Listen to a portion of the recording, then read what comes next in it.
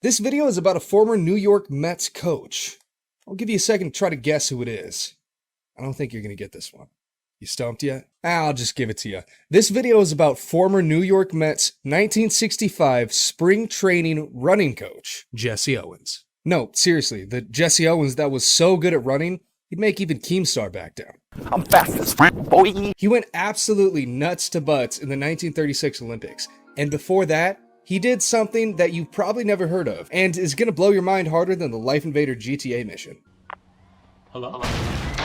Jesse Owens had six world record performances in one event. Also, at the time, he was hurt so badly, he didn't even know if he could compete. The Big Ten 1935 College Track and Field Championships, also known as a day that was pretty epic. He shattered a world record in average of every 11 minutes for an hour. So let's talk about that. But before we do that, my name is SRS FICO. You are watching Stark Raven Sports. And if you like this video, consider giving it a like and subscribing to the channel, because it really helps us out. It helps out our algorithm. If you like it, consider subbing. Anyways, let's get back to it. I think it's important to explain a bit what the events that he participated in consisted of.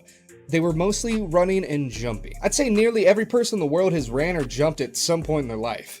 I mean, who doesn't like a good jump?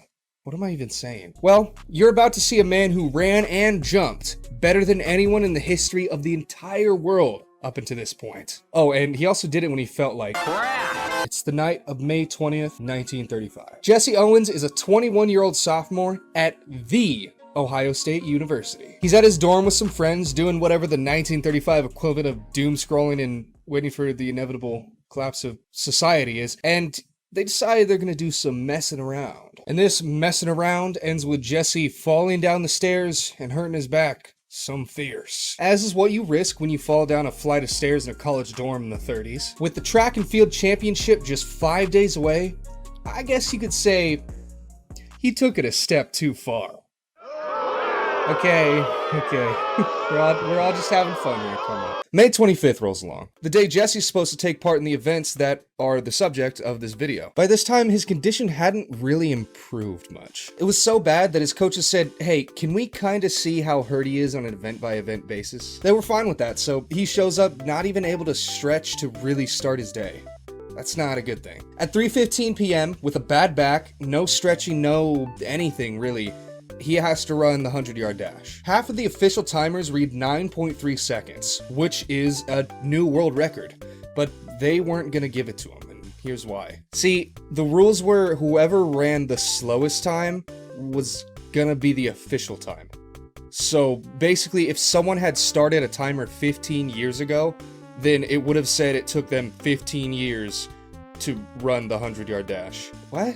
So, whatever. The official time was 9.4 seconds, which matched the current world record at that time. Think about this. He ran the length of an American football field in under 10 seconds with a back hurt so bad he shouldn't have even been there. But don't worry, because at 3:25, that's when things really start to pick up for him. Just 10 minutes after the shenanigans at the 100-yard dash, he breaks the long jump record. World record, I should say. If you somehow don't know what a long jump is, it's you get a running start and jump as far as you can. You jump long. That's about it. Having just ran a 100-yard dash and only having enough time for one attempt since they were a little behind schedule, he ran and jumped 26 feet, 8¼ inches. That world record stood for 25 years. John Boyce has an incredible video on how hard it really is to set a long jump record. I'd recommend you definitely check it out. It'll be in the description. This was absolutely incredible. He broke this record by becoming the first person to ever jump 8 meters. He broke the record by an insane 15 centimeters. There's a perfect example. Breaking a record by 15 centimeters, which is about the length of an average pencil, is considered incredible. In the 2016 Olympics, this would have placed 6th. 81 years later, he still would have been in the top 6 compared to modern day athletes. That's pretty wild. Jesse Owens had 2 world record caliber performances in the past 10 minutes, let alone the whole day. And it won't be his last. 9 minutes later, at 3:34, he ran the 220-yard dash. The world record during this was 20.6 seconds, and 20.3 seconds later, there was a new record. I'll let you take a guess who got it. Witnesses say that he was running so quick, it didn't even look like anyone else was actually seriously competing. Like, he was just that fast. Also for this, he didn't get one, but 2 records at the same time. He got the record for the 220-yard dash and the 200-yard dash, all at the same time. In just 19 minutes, he broke 3 world records, 2 of them in the same event, and then tied one as well. Holy shit. And guess what they did after this? They gave him a break, finally. It's okay though, don't worry. Jeff Bezos didn't own this event, so he didn't get fired or anything, so he's all good. A whopping 26 minutes later at 4 p.m., after finishing the double world record breaking race, Jesse took part in the 220-yard low hurdle race. It's pretty much the same thing he just did, except there's 2.5-foot hurdles you have to jump over. He became the first person in history to ever finish this race in under 23 seconds, coming in at 22.6. He won the race by 5 whole yards, and obviously crushing a record like this comes with some perks. One of them being pretty much the same thing that got him 2 records in one race before. It's actually the exact same thing. He got the record for the 200 hurdle race as well, both in the same one. 5 world records that he shattered and one that he tied. I put tied in air quotes because I don't really agree with the timing system they had at that time. It was a little weird. Oh, he also did that in 45 minutes. All that in 45 minutes. The official International Olympics Committee article on this story, which was a great resource for researching this video, by the way, said that he had to physically climb out of the locker room to avoid all the fans he earned that day. That was probably one of the highest honors you could ever receive in history, let alone just sports history.